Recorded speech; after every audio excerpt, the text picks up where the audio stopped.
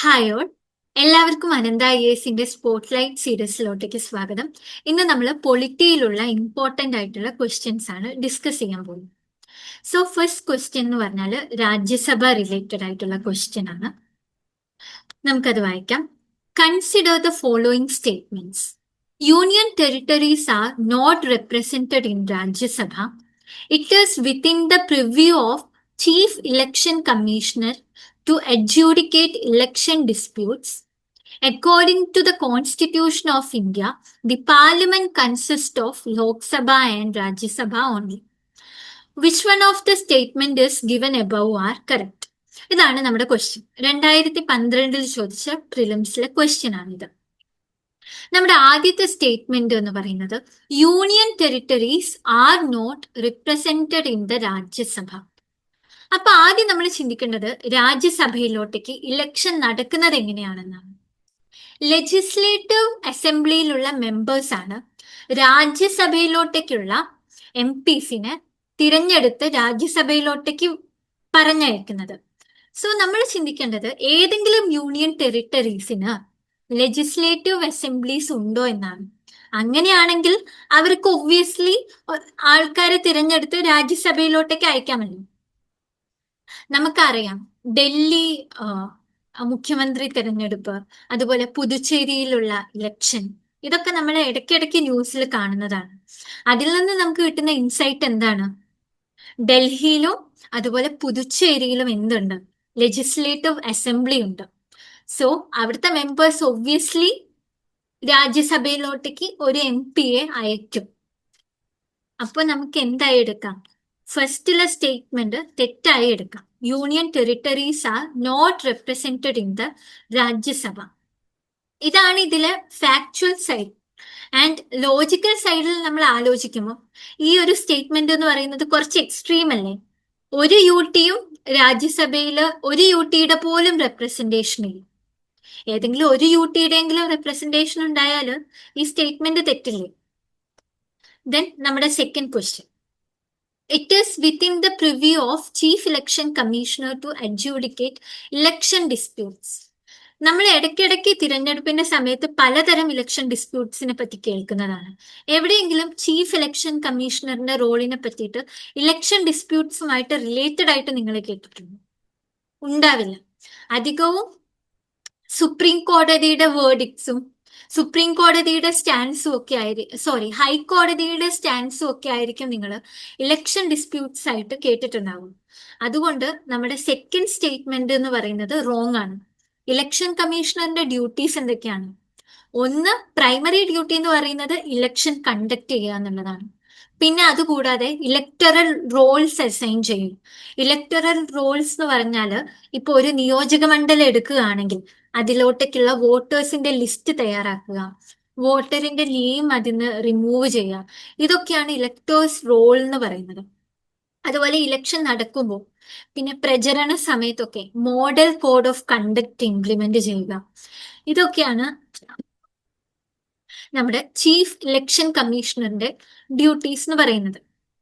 ഇലക്ഷനിൽ എന്തെങ്കിലും ഡിസ്പ്യൂട്ട്സോ റെഡ് ഹാൻഡ്സോ ഉണ്ടെങ്കിൽ അത് റിലേറ്റഡ് ആയിട്ടുള്ള കേസുകൾ ഫസ്റ്റ് ഡീൽ ചെയ്യുന്നത്, അതായത് പ്രൈമറി അഡ്ജൂഡിക്കേഷൻ നടത്തുന്നത് ഹൈക്കോർട്ടാണ്. ഹൈക്കോർട്ടിൽ നിന്നുള്ള അപ്പീൽസ് മാത്രമാണ് ഇങ്ങോട്ടേക്ക് പോകുന്നത്, സുപ്രീം കോർട്ടിലോട്ടേക്ക് പോകുന്നത്. Representation of people act 1951 section 80 ആണ് ഈ ഇലക്ഷൻ ഡിസ്പ്യൂട്ട് അഡ്ജൂഡിക്കേറ്റ് ചെയ്യാൻ ഹൈക്കോർട്സിനെ എംപവർ ചെയ്യുന്നത്. ദെൻ നമ്മുടെ തേർഡ് ക്വസ്റ്റ്യൻ എന്ന് പറഞ്ഞാൽ according to the constitution of India the parliament consist of the Lok Sabha and the Rajya Sabha. ഇത് ലക്ഷ്മികാന്ത് വായിച്ചിട്ടുള്ള ഒരാള് ഈ സ്റ്റേറ്റ്മെന്റ് കാണുമ്പോൾ തന്നെ ഇത് തെറ്റാണെന്ന് എടുക്കണം. കാരണം ലക്ഷ്മികാന്തിൽ പാർലമെന്റ് എന്നുള്ള ചാപ്റ്ററിന്റെ സ്റ്റാർട്ടിങ്ങിൽ തന്നെ പറയുന്നുണ്ട്, parliament consist of president of India and council of States and നമ്മുടെ ലോക്സഭ, അത് പറയുന്നുണ്ട്. സോ നമ്മുടെ തേർഡ് സ്റ്റേറ്റ്മെന്റ് എന്താണ്? തെറ്റാണ്. ഇതിൽ ആകെ എന്താ പറയുന്നത്? Constitution of India, according to the constitution of India the parliament consist of Lok Sabha and Rajya Sabha. പ്രസിഡന്റിനെ മിസ് ചെയ്തിട്ടുണ്ട്. സോ നമ്മുടെ തേർഡ് സ്റ്റേറ്റ്മെന്റ് എന്ന് പറഞ്ഞാൽ റോങ് ആണ്. സോ അങ്ങനെ നമുക്ക് ഡി എന്ന് പറഞ്ഞിട്ടുള്ള ആൻസറിലെത്താം. 1ഉം 2ഉം 3യും റോങ് ആണ്. ദെൻ നമ്മുടെ നെക്സ്റ്റ് ക്വസ്റ്റ്യൻ എന്ന് പറയുന്നത് ഫെഡറലിസം റിലേറ്റഡ് ആയിട്ടുള്ള ക്വസ്റ്റ്യൻ ആണ് നമ്മുടെ നെക്സ്റ്റ് ക്വസ്റ്റ്യൻ. ഫെഡറലിസം എന്ന് പറഞ്ഞാൽ എന്താ? Federalism means existence of different levels of government. Governance നടത്താൻ ഓരോ ലെവലിലും, അതായത് നാഷണൽ ലെവലില്, സ്റ്റേറ്റ് ലെവലില്, ലോക്കൽ ലെവലില്, അങ്ങനെ ഡിഫറെന്റ് ലെവൽസിലുള്ള ഡിഫറെന്റ് ഗവൺമെന്റ്സിന്റെ എക്സിസ്റ്റൻസിനെയാണ് ഫെഡറലിസം എന്ന് പറയുന്നത്. ഈ ഫെഡറലിസത്തിനെ സപ്പോർട്ട് ചെയ്യാത്ത ഫീച്ചേഴ്സ് എന്തൊക്കെയാണെന്നാണ് നമ്മുടെ ക്വസ്റ്റ്യൻ. സോ ആദ്യത്തെ സ്റ്റേറ്റ്മെന്റ് എന്ന് പറയുന്നത് there is an independent judiciary in India. Independent judiciary ഫെഡറലിസത്തിന്റെ ഒരു ഫീച്ചർ ആണോ അല്ലയോ എന്നാണ് നമുക്ക് അനലൈസ് ചെയ്യേണ്ടത്. സോ നമുക്ക് ഒരു വളരെ ഫേമസ് ആയിട്ടുള്ള ഒരു കേസ് എടുക്കാം, SR ബൊമ്മൈ കേസ്. ഈ കേസിന്റെ ഒരു ബാക്ക്ഗ്രൗണ്ട് എന്താണെന്ന് വെച്ചാൽ, അന്നത്തെ സെൻട്രൽ ഗവൺമെന്റ് പല സംസ്ഥാനങ്ങളിലും രാഷ്ട്രപതി ഭരണം ഇമ്പോസ് ചെയ്തു. ആൻഡ് അതുപോലെ ചില ഗവർണേഴ്സ് തന്നെ അവിടുത്തെ ഗവൺമെന്റിനെ വീഴ്ത്താൻ നോക്കി. ജനങ്ങൾക്ക് അവിടുത്തെ ഗവൺമെന്റിനെ വിശ്വാസമില്ല എന്ന് പറഞ്ഞിട്ട് ഗവർണേഴ്സിന്റെ നേതൃത്വത്തില് അവിടുത്തെ ഗവൺമെന്റിനെ പിരിച്ചുവിട്ടു. ഗവർണർ രാഷ്ട്രപതിയോട് റിക്വസ്റ്റ് ചെയ്യും, അതായത് ഈ ഗവൺമെന്റിനെ ഡിസോൾവ് ചെയ്യണം എന്ന് പറഞ്ഞിട്ട്. അങ്ങനെ രാഷ്ട്രപതി ആ പെർട്ടിക്കുലർ ഗവൺമെന്റിനെ ഡിസോൾവ് ചെയ്ത് കളഞ്ഞു. ആൻഡ് ഇതില് അവര് മുന്നോട്ട് വെച്ച വാദം എന്താന്ന് വെച്ചാൽ, പെർട്ടിക്കുലർ സ്റ്റേറ്റ് ഗവൺമെന്റിനെ അവിടുത്തെ ജനങ്ങൾക്ക് വിശ്വാസമില്ല. അതാണ് അവര് മുന്നോട്ട് വെച്ച വാദം. ഈ വാദം നമ്മുടെ സുപ്രീം കോർട്ടില് കേസായിട്ട് വന്നു. അതാണ് SR ബൊമ്മൈ കേസ്. ആ കേസിൽ ഈ പെർട്ടിക്കുലർ ഗവൺമെന്റ്സിന്, അതായത് സ്റ്റേറ്റ് ഗവൺമെന്റ്സിന് അനുകൂലമായിട്ടുള്ള ഒരു വിധിയാണ് വന്നത്. അതായത് ജനങ്ങൾക്ക് ഗവൺമെന്റിനോടുള്ള വിശ്വാസ്യത ഗവർണർ പോലെയുള്ള മിഷണറീസ് അല്ല തീരുമാനിക്കുന്നത്. പകരം നമ്മുടെ ലെജിസ്ലേറ്റീവ് അസംബ്ലിയിലുള്ള ഫ്ലോർ ടെസ്റ്റിലൂടെയാണ് അത് തീരുമാനിക്കേണ്ടത് എന്നാണ് സുപ്രീം കോടതി പറഞ്ഞത്. ഇവിടെ നമുക്ക് എന്ത് കാണാം? ആ സ്റ്റേറ്റ് ഗവൺമെന്റിനോടുള്ള കുറച്ചൊരു സോഫ്റ്റ് ആയിട്ടുള്ള ഒരു സമീപനം നമുക്ക് ഇവിടെ കാണാം. സ്റ്റേറ്റ് ഗവൺമെന്റിന്റെ ആ ഒരു കോൺസ്റ്റിറ്റ്യൂഷനാലിറ്റി ഇവിടെ സുപ്രീം കോടതി അപ്ഹോൾഡ് ചെയ്യുന്നത് കാണാം. സെൻട്രൽ ഗവൺമെന്റിനോട് ബയാസ്ഡ് ആയിട്ടല്ല SR ബൊമ്മൈ കേസിൽ സുപ്രീം കോടതി നിലപാടെടുത്തിരിക്കുന്നത്. സോ ഇത് ഇൻഡിപെൻഡന്റ് ജുഡീഷ്യറിയുടെ ഒരു പ്രൈം എക്സാമ്പിൾ ആണ്. സോ അതെന്താണ്? ഇത് ഇന്ത്യൻ ഫെഡറലിസത്തിന്റെ ഒരു ഫീച്ചറാണ്. ദെൻ നമ്മുടെ next statement, powers have been clearly divided between the central and the States.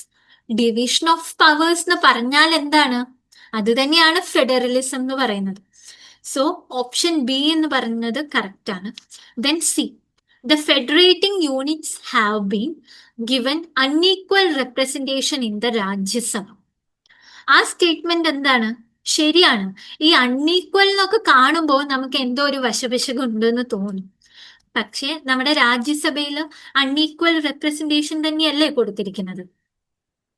അതെ, on the basis of population ആണ് രാജ്യസഭയിലോട്ടേക്കുള്ള MPസിനെ ഓരോ സ്റ്റേറ്റും, അല്ലെങ്കിൽ പുതുച്ചേരി, ഡൽഹി പോലെയുള്ള UTയിൽ നിന്ന് തെരഞ്ഞെടുക്കുന്നത്.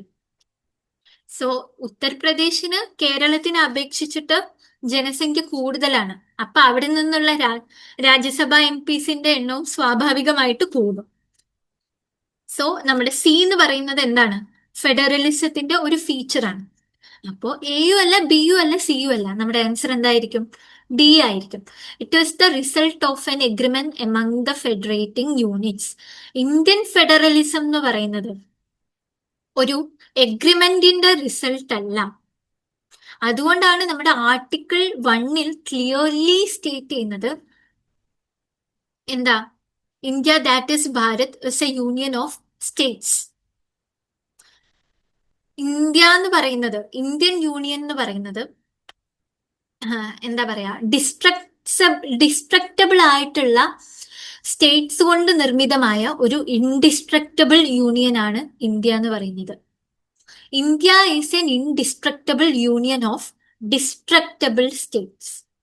അതാണ് ആർട്ടിക്കിൾ 1ന്റെ ഇന്നർ മീനിങ് എന്ന് പറയുന്നത്. And it's not a result of an agreement unlike US, Switzerland etcetera. So answer D ആണ് ഈ ക്വസ്റ്റ്യന്റെ ആൻസർ ഡി ആണ്.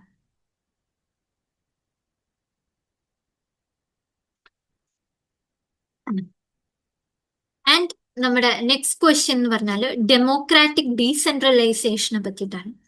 Local self government can be best explained as exercising federalism, democratic decentralization and direct democracy. ഈ local self government എന്ന് പറഞ്ഞാൽ എന്താ? നമ്മൾ തന്നെ ഭരിക്കുക എന്നുള്ളതാണ് ലോക്കൽ സെൽഫ് ഗവൺമെന്റിന്റെ മെയിൻ ഒബ്ജക്റ്റീവ് എന്ന് പറയുന്നത്. നമ്മൾക്ക് വേണ്ടിയിട്ടുള്ള റൂൾസ് നമ്മൾ തന്നെ നിർമ്മിക്കുക. ആൻഡ് ഫെഡറലിസം എന്ന് പറഞ്ഞാൽ അത് directly it's local self government is A part of basic level of government. അതായത് നമ്മൾ ഗവർണൻസ് മോഡൽ എടുക്കുകയാണെങ്കിൽ അതിന്റെ 3rd ലെവലിൽ വരുന്നതാണ് ഈ ലോക്കൽ സെൽഫ് ഗവൺമെന്റ് എന്ന് പറയുന്നത്.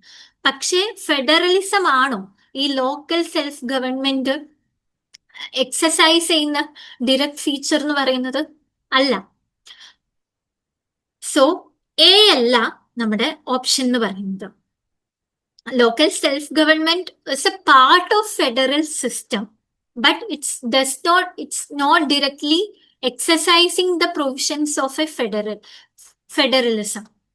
And നമ്മുടെ ബി എന്ന് പറയുന്നത് ഡെമോക്രാറ്റിക് ഡീസെൻട്രലൈസേഷൻ. അതെ, ഡെമോക്രാറ്റിക് ഡീസെൻട്രലൈസേഷൻ എന്ന് പറഞ്ഞാൽ എന്താണ്? നമ്മൾക്ക് വേണ്ടിയിട്ടുള്ള നമ്മൾ തന്നെ റെപ്രസെന്റ് ചെയ്ത് അധികാരം വിനിയോഗിച്ച് നമുക്ക് വേണ്ട ഡെവലപ്മെന്റ് പ്ലാൻസും നിയമങ്ങളും കാര്യങ്ങളും എല്ലാം നമ്മൾ തന്നെ ഡെവലപ്പ് ചെയ്തെടുക്കുന്നു. അതിനെയാണ് ഡെമോക്രാറ്റിക് ഡീസെൻട്രലൈസേഷൻ എന്ന് ഉദ്ദേശിക്കുന്നത്, അല്ലെങ്കിൽ അധികാര വികേന്ദ്രീകരണം. നമ്മൾക്ക് തന്നെ നമ്മളെ ഗവേൺ ചെയ്യാനുള്ള ഒരു ചാൻസ് കിട്ടുന്നത്. ലോക്കൽ സെൽഫ് ഗവൺമെന്റിന്റെ മീനിങ് അത് തന്നെയല്ലേ? ആ ലോക്കൽ എന്നുള്ള പേരിൽ തന്നെ ഇല്ലേ? സോ ഇതിന്റെ ആൻസർ ബി ആണ്. ദെൻ സി എന്ന് പറഞ്ഞാൽ അഡ്മിനിസ്ട്രേറ്റീവ് ഡെലിഗേഷൻ. ഇതിന് നമ്മുടെ ലോക്കൽ സെൽഫ് ഗവൺമെന്റുമായിട്ട് യാതൊരു ബന്ധവുമില്ല. അഡ്മിനിസ്ട്രേറ്റീവ് ഡെലിഗേഷൻ എന്ന് പറഞ്ഞാൽ ഒരു ഹയർ അതോറിറ്റി ലോവർ അതോറിറ്റിയെ ചില പ്രത്യേക കാര്യങ്ങൾ ചെയ്യാൻ ഏൽപ്പിക്കുന്നതിനെയാണ് അഡ്മിനിസ്ട്രേറ്റീവ് ഡെലിഗേഷൻ എന്ന് പറയുന്നത്. ഫോർ എക്സാമ്പിൾ, അത് ബ്യൂറോക്രസിയിലൊക്കെയാണ് നമ്മൾ കണ്ടുവരുന്നത്. സോ സി അല്ല.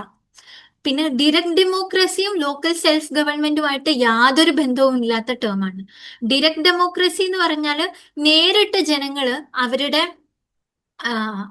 പവേഴ്സിനെ എക്സസൈസ് ചെയ്യുന്നതാണ് ഡിറക്ട് ഡെമോക്രസി എന്ന് പറയുന്നത്. അതായത് ഡിറക്ട്ലി നമുക്ക് വേണ്ട, ഇപ്പം പ്രസിഡന്റ് ആണെങ്കിൽ പ്രസിഡന്റ്, പ്രൈം മിനിസ്റ്റർ ആണെങ്കിൽ പ്രൈം മിനിസ്റ്റർ നമ്മൾ ഡിറക്ട്ലി തിരഞ്ഞെടുക്കുന്നു.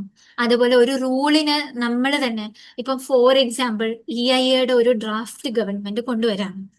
അതിന് നമ്മളെ ഇന്ത്യൻ സിസ്റ്റം പ്രകാരം MPs ആണ് അതിനെ വോട്ട് ചെയ്തിട്ട് എന്ത് ചെയ്യുന്നത്, ഈ റൂള് ലോ ആക്കണോന്നൊക്കെ ഡിസൈഡ് ചെയ്യുന്നത്.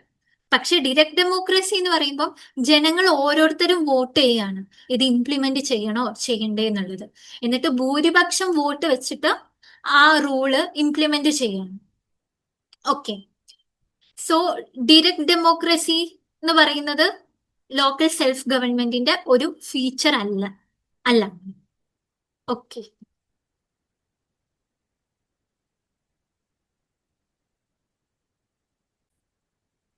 ആൻഡ് നമ്മുടെ നെക്സ്റ്റ് ക്വസ്റ്റ്യനിലോട്ടേക്ക് നമുക്ക് കിടക്കാം. Next question, consider the following statements. The minimum age prescribed for any person to be a member of Panchayat is 25 years. Then second one, A panchayat reconstituted after premature dissolution continues only for the remainder period. ഇതിൽ ഏതൊക്കെയാണ് correct statement എന്നാണ് നമ്മുടെ question. ഒന്നാമത്തേത്, the minimum age prescribe for any person to be a member of panchayat 25 years. ഇങ്ങനത്തെ question കാണുമ്പോൾ നിങ്ങൾ ആദ്യം നമ്മുടെ തിരുവനന്തപുരം മേയറിന്റെ ഇലക്ഷൻ ഓർത്താൽ മതി. ഇന്ത്യയിലെ തന്നെ യങ്ങസ്റ്റ് ആയിട്ടുള്ള മേയർ ആണല്ലോ നമ്മുടെ തിരുവനന്തപുരത്തിലെ ആര്യ രാജേന്ദ്രൻ. അവര് മേയറായിട്ട് അധികാരം ഏൽക്കുമ്പോൾ അവർക്ക് അറൌണ്ട് 21 to 22 years ആയിരുന്നു ഉണ്ടായിരുന്നത്. അതായത് ലോക്കൽ ഇലക്ഷനിലുള്ള സ്ഥാനാർത്ഥികൾക്കുള്ള മിനിമം ഏജ് എന്ന് പറയുന്നത് അപ്പൊ എന്താണ്? 25 years അല്ല. മിനിമം ഏജ് എന്ന് പറയുന്നത് 21 years ആണ്. നിങ്ങൾ ഈ ആര്യ രാജേന്ദ്രന്റെ എക്സാമ്പിൾ ഓർത്താൽ മതി. ദെൻ നമ്മുടെ second question, A panchayat reconstituted after premature dissolution continues only for the remainder period. ഇതും ഈ സ്റ്റേറ്റ്മെന്റ് എന്ന് പറഞ്ഞാൽ കറക്റ്റ് സ്റ്റേറ്റ്മെന്റ് ആണ്. അതായത് 5 വർഷമാണ് നമ്മുടെ പഞ്ചായത്തിന്റെ കാലാവധി എന്ന് പറയുന്നത്. സപ്പോസ് 3 വർഷം ആകുമ്പോഴേക്കും അവിടുത്തെ ആ ഒരു പഞ്ചായത്ത് എന്താ പറയാ ഡിസോൾവ് ചെയ്യുകയാണ്. അതിനുശേഷം പുതിയൊരു എലക്ഷൻ വരും. ആ പുതിയൊരു എലക്ഷനിൽ പുതിയൊരു എന്താ പറയാ മെമ്പേഴ്സും കാര്യങ്ങളും എല്ലാം വരും. പഞ്ചായത്ത് റീകോൺസ്റ്റിറ്റ്യൂട്ട് ചെയ്യും പുതിയ മെമ്പേഴ്സായിട്ട്. പക്ഷെ അവർക്ക് വീണ്ടും 5 വർഷം കിട്ടില്ല. ആദ്യത്തെ പാർട്ടി 3 വർഷമാണ് ഭരിച്ചതെങ്കിൽ ബാക്കിയുള്ള റിമൈനിങ് ആയിട്ടുള്ള 2 years ആണ് ഈ റീകോൺസ്റ്റിറ്റ്യൂഷന് ശേഷം വരുന്ന പഞ്ചായത്തിന് കിട്ടുക. ഇതിന്റെ മെയിൻ എയിം എന്താണെന്ന് വെച്ചാല് നമ്മുടെ പീരിയോഡിസിറ്റി മെയിൻറ്റെയിൻ ചെയ്യാനും സ്റ്റെബിലിറ്റി മെയിൻറ്റെയിൻ ചെയ്യാനുമാണ് ഇങ്ങനെ ഒരു പ്രൊവിഷൻ. മറ്റേത് ആ ഒരു ക്രമം തെറ്റും. അതായത് എല്ലാ പഞ്ചായത്തിനും ഒരുമിച്ചാണ് എലക്ഷൻ നടത്തേണ്ടത്. ആൻഡ് ആ ഒരു ക്രമം ഇവിടെ തെറ്റും. പല പഞ്ചായത്തിനും പല സമയത്തായിപ്പോവും ഇലക്ഷൻ. സോ അതുകൊണ്ടാണ് ഈ സെക്കൻഡ് സ്റ്റേറ്റ്മെന്റ് കറക്റ്റ് ആവുന്നത്. ആൻഡ് ഇതിന്റെ ആൻസർ എന്ന് പറഞ്ഞാൽ ഓപ്ഷൻ ബി 2 ഓൺലി ആണ്.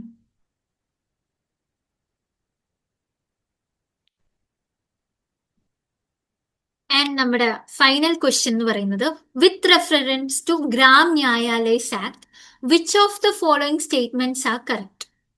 As per the Act, Gram Nyayalayas can hear only civil cases and not criminal cases.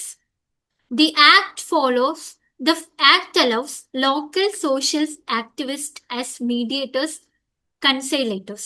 Select the correct answer using the code given below. Gram Nyayalays act 2008 ഇന്ത്യയിൽ നിലവിൽ വരുന്നത്. ഇതിന്റെ main aim എന്ന് പറഞ്ഞാൽ grass root ലെവലിലുള്ളവർക്ക് justice accessible ആക്കി കൊടുക്കുക. അതുപോലെ നമ്മുടെ നിലവിലുള്ള, അതായത് ജില്ലാ കോർട്ട്, ഹൈക്കോർട്ട്, സുപ്രീം കോർട്ട് തുടങ്ങിയ മെഷീനറീസിനെ ഓവർ ബേർഡൻ ചെയ്യാതിരിക്കുക. ചില ലോക്കൽ ഡിസ്പ്യൂട്ട്സും കാര്യങ്ങളും ഒക്കെ നമുക്ക് ലോക്കൽ ലെവലിൽ തന്നെ സോൾവ് ചെയ്യാൻ പറ്റുമല്ലോ. ചിലതിന് നമുക്ക് മീഡിയേറ്ററീസിന്റെ ഒക്കെ ആവശ്യം, മീഡിയേറ്ററീസിനെ വെച്ചിട്ട് നമുക്ക് റിസോൾവ് ചെയ്യാൻ പറ്റും. സോ അതിനൊക്കെ വേണ്ടിയിട്ടാണ് ഈ gram Nyayalays act government implement ചെയ്തിരിക്കുന്നത്. ഈ ആക്ട് പ്രകാരം മൊബൈൽ കോർട്സിനെ എസ്റ്റാബ്ലിഷ് ചെയ്തിട്ടുണ്ട്. ഈ മൊബൈൽ കോർട്സ് എന്ന് പറഞ്ഞാൽ ഒരു പ്ലേസിൽ നിന്ന് മറ്റൊരു പ്ലേസിലോട്ടേക്ക് ഇങ്ങനെ മൂവ് ചെയ്തുകൊണ്ടേയിരിക്കും. മൊബൈലാണ്. ആൻഡ് അത് മിക്കവാറും മാസത്തിന്റെ തുടക്കത്തിലോ അല്ലെങ്കിൽ അവസാനമോ ആയിരിക്കും സർട്ടൻ റീജിയൻസിൽ ഈ കോർട്ടുകൾ എത്തിച്ചേരുക, ഈ മൊബൈൽ കോർട്ട്. എന്നിട്ട് അവരായിരിക്കും ഈ ലോക്കൽ ലെവലിലുള്ള കേസിനെ ഹാൻഡിൽ ചെയ്യുന്നതും ഡിസ്കസ് ചെയ്യുന്നതും അഡ്ജൂഡിക്കേറ്റ് ചെയ്യുന്നതും എല്ലാം. ആൻഡ് നമ്മുടെ first statement, as per the act Gram Nyayalays can hear only civil cases not criminal cases. ഇത് നമുക്ക് ഒരു എക്സ്ട്രീം സ്റ്റേറ്റ്മെന്റ് ആയിട്ട് റോങ് ആയിട്ട് എടുക്കാം. ആൻഡ് ഇതിന്റെ ഫാക്ച്വൽ പാർട്ട് എന്താന്ന് വെച്ചാൽ ഈ ഗ്രാം ന്യായാലയസിന് civil case as well as criminal കേസസും എടുക്കാം. ഈ ക്രിമിനൽ കേസ് എന്ന് പറയുമ്പോൾ ഹൈ ലെവലിലുള്ള ക്രിമിനൽ കേസസ് അല്ല, ലോ ലെവലിലുള്ള കുഞ്ഞു കുഞ്ഞു ഡിസ്പ്യൂട്ട്സും കേസസും. അങ്ങനത്തെ കേസുകൾ ഈ ഗ്രാം ന്യായാലയസിന് അഡ്ജുഡിക്കേറ്റ് ചെയ്യാം. Then second statement, the act allows local social activists as mediators and conciliators. ഇത് ശരിയാണ്. ഗ്രാം ന്യായാലയസ് ആക്ടിന്റെ ഒരു മെയിൻ ഇമ്പോർട്ടൻസ് എന്താണെന്ന് വെച്ചാൽ ഇതുപോലെയുള്ള ഒരു ഇന്റർമീഡിയറീസിനെ വെച്ച് കോർട്ടിന് പുറത്ത് ഇഷ്യൂസ് റിസോൾവ് ചെയ്യാനുള്ള ഒരു ചാൻസ് കൊടുക്കുക എന്നുള്ളതാണ് ഗ്രാം ന്യായാലയസിന്റെ one of the important aims. So second statement correct ആണ്. അങ്ങനെ നമ്മുടെ ആൻസർ എന്ന് പറയുന്നത് ആൻസർ ബി ആണ്. സോ ഇത്രയാണ് നമുക്ക് ഇന്നത്തെ സെഷനിൽ ഡീൽ ചെയ്യാനുണ്ടായിരുന്നത്. എല്ലാവരും ഇത് നന്നായിട്ട് പഠിക്കുക, റിവൈസ് ചെയ്യുക. Okay, thank you.